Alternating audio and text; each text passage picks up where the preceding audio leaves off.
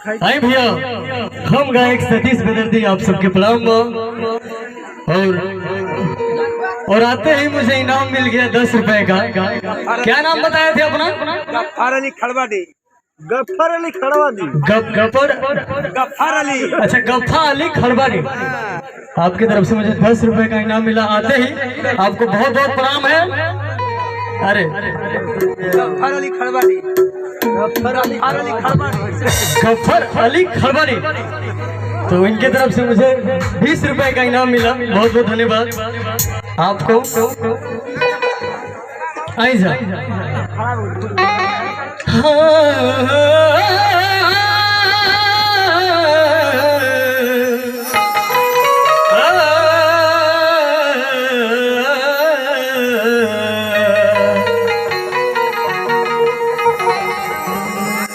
सरदा भवानी रखा सभा बीचे पानी,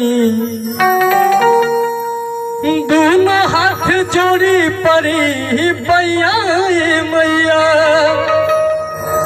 अरे बुधिया के हीन बानी, दुखिया में दीन बानी।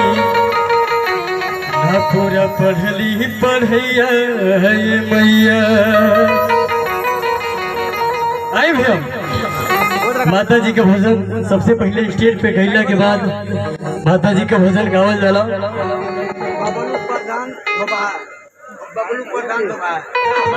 बबलू प्रधान दोबाहा। तो भैया की तरफ से मुझे 10 रुपए का इनाम मिला। बहुत बहुत प्रणाम है भैया।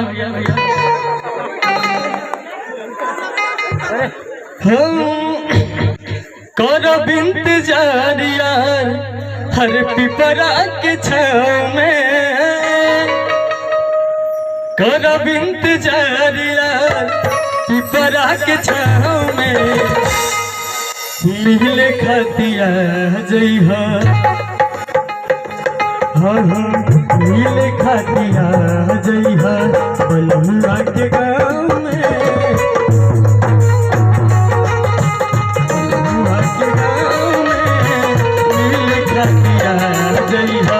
करब इंतजार यार पिपरा के छाँव में, करब इंतजार यार पिपरा के छाँव में।